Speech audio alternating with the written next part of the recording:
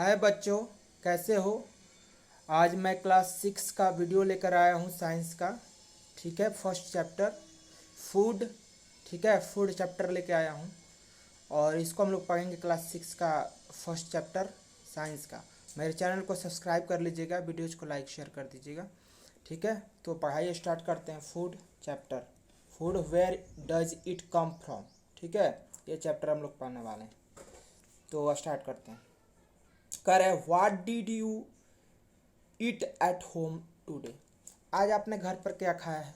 Find out what your friend at today, और पता कीजिए कि आपके दोस्त क्या खाए। ठीक है, did you eat the same kind of food yesterday and today. क्या आप एक ही तरह का खाना खाए हैं पिछले कल भी और आज भी। तो ऐसा नहीं होता, हम लोग डिफरेंट डिफरेंट तरह के खाना खाते हैं। ठीक है, तो कह रहा है we all eat different kinds of food at different times. हम लोग अलग अलग टाइम पे अलग अलग खाना खाते हैं। ठीक है, ये सही है। अब यहाँ से चैप्टर शुरू होता है फूड वेराइटी। ठीक है, टॉपिक शुरू होता है फूड वेराइटी।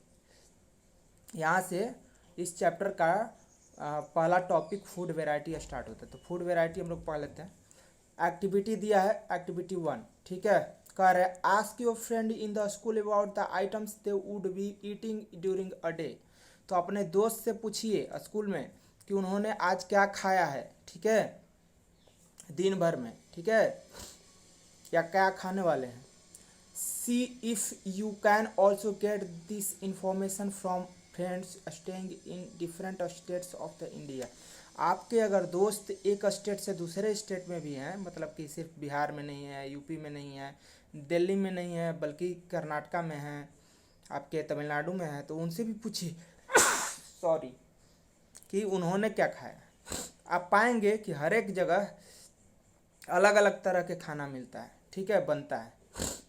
हर एक जगह के जो लोग होते हैं वो अलग अलग तरह के खाने खाते हैं। ठीक है, list all the items in your notebook as given in table 1.1।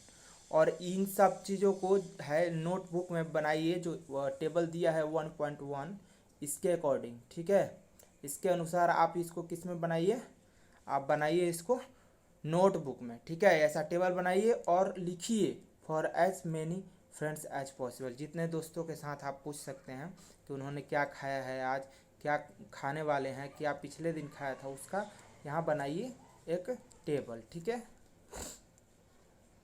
आगे पढ़ लेते हैं। इसमें क्या करना है आपको, नेम्स ऑफ द स्टूडेंट लिखना है। मान लीजिए राजीव आपका कोई दोस्त है, राजीव कोई आपका दोस्त है। ठीक है, और उसने खाया है आज राइस एंड पल्सेस। ठीक है, तो ऐसे आप टेबल बना लीजिए। उससे आपको ये समझ में आएगी कि स्टेट जब चेंज होता है या रोज़ हम लोग अलग अलग वैरायटी के खाने खाते हैं, एक तरह के खाना हम लोग नहीं खाते। ठीक है, आगे देख लेते हैं। आगे देखिए क्या कह रहा है there seems to be so much variety in the foods we eat. तो जब हम लोग लिखेंगे, ठीक है, 1.1 टेबल में, तो हमें पता चलेगा कि बहुत सारे तरह के खाने होते हैं। ठीक है, जो हम लोग खाते हैं। ठीक है, फिर what are these foods items made of. ये आइटम किन चीज़ों से मिल के बने हैं। मेन चैप्टर यहाँ से शुरू हो रहा है। ठीक है, चैप्टर का मेन जो टॉपिक है वो यहाँ है। What are this food items made of. ये जो फूड आइटम्स हम लोग खाते हैं वो किस चीज़ से बना होता है। Think about rice cooked at home. अगर राइस को हम लोग कुक करते हैं, यानी कि चावल को पकाते हैं घर पे, तो उसके बारे में हम लोग सोचते हैं कि वो किन चीज़ों से मिल के बना है चावल। तो उसमें रॉ हम लोग लेते हैं राइस, यानी कच्चा चावल लेते हैं और उसको बॉयल कर देते हैं पानी में। तो कितने इंग्रेडिएंट्स हुए, कितने चीज़ों से बना है चावल। तो 2 चीज़ों से बना है। एक तो रॉ राइस से बना है, और दूसरा जो है वाटर से बना है। ठीक है, तो ये जो है इंग्रेडिएंट्स कहलाएंगे। जिन चीज़ों से मिल के कोई खाना बनता है उन चीज़ों को कलेक्टिवली क्या बोलते हैं हम लोग, एक साथ इंग्रेडिएंट्स बोलते हैं। ठीक है, ओके।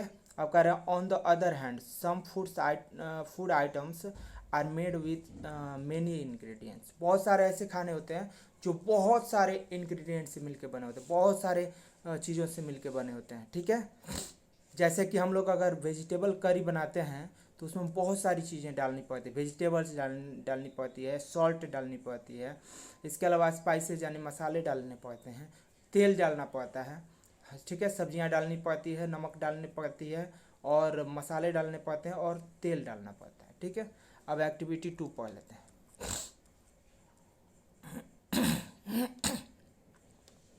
एक्टिविटी 2 में क्या कर रहा है, choose some of the items you listed in the table 1.1। 1.1 में जो आपने लिस्ट किया था कुछ खानों को, उनको आप क्या कीजिए, चूज कीजिए ना, उनमें से कोई एक आइटम, जैसे मान लीजिए राइस एंड पल्सेस ही चूज कर लीजिए, and try to find out what ingredients are used in prepare these.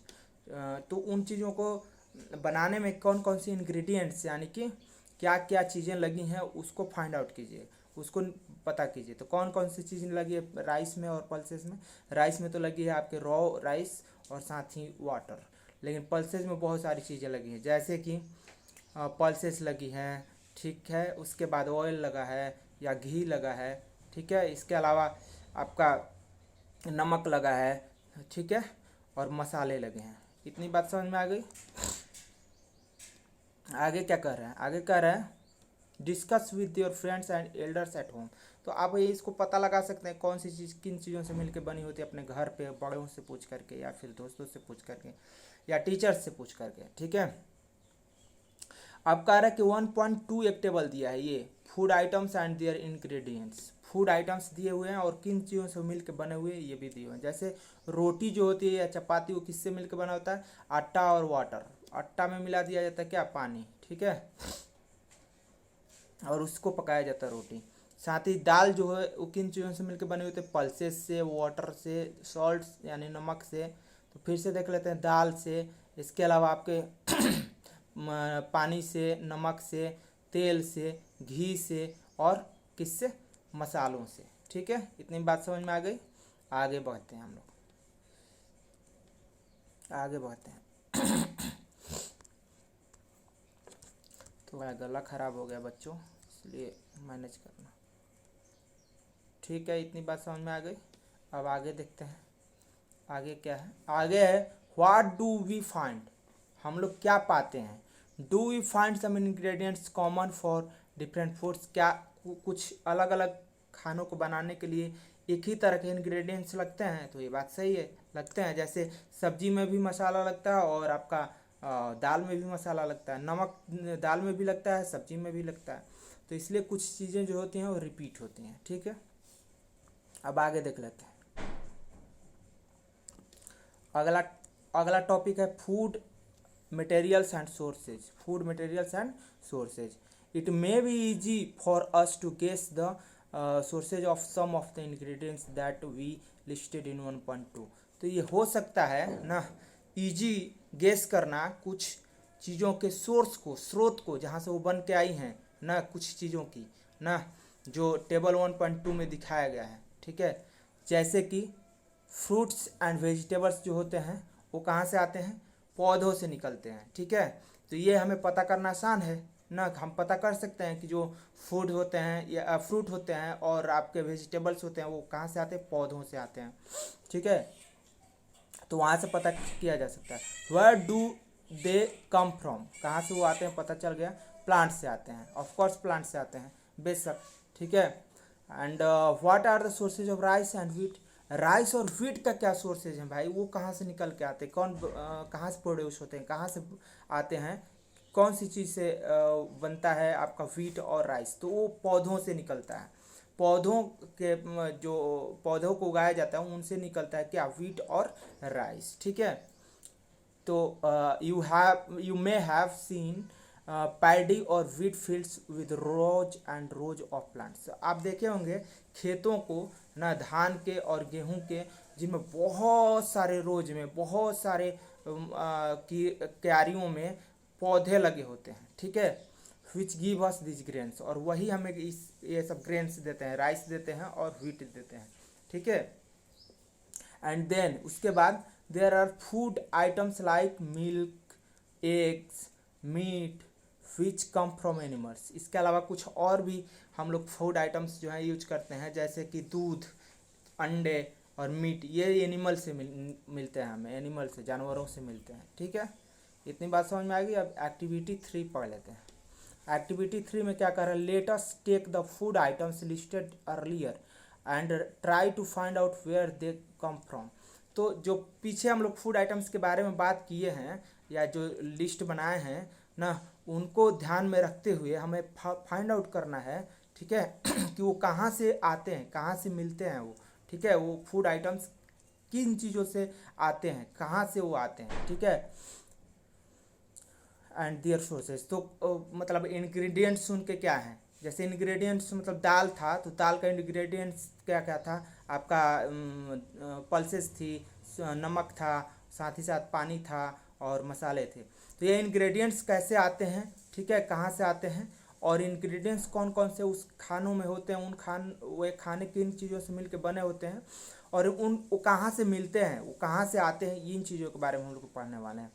Some examples are shown in table 1.3, और कुछ इस एग्जाम्पल्स हम लोग बात करने वाले हैं एग्जाम्पल्स पे जो 1.3 टेबल में दिया हुआ है। ठीक है, अब कह रहा है fill in the blanks in the table 1.3 जो टेबल है उसके फिल इन द ब्लैंक्स जो है उनको भरना है हमें ना, and add more examples to this list, और कुछ और एग्जाम्पल्स हमें उसमें ऐड कर देना है, कुछ और उसके मतलब कि एग्जाम्पल जो है, मतलब कि उदाहरण उसको जोड़ देना है उसमें। ठीक है, इतनी बात समझ में आई।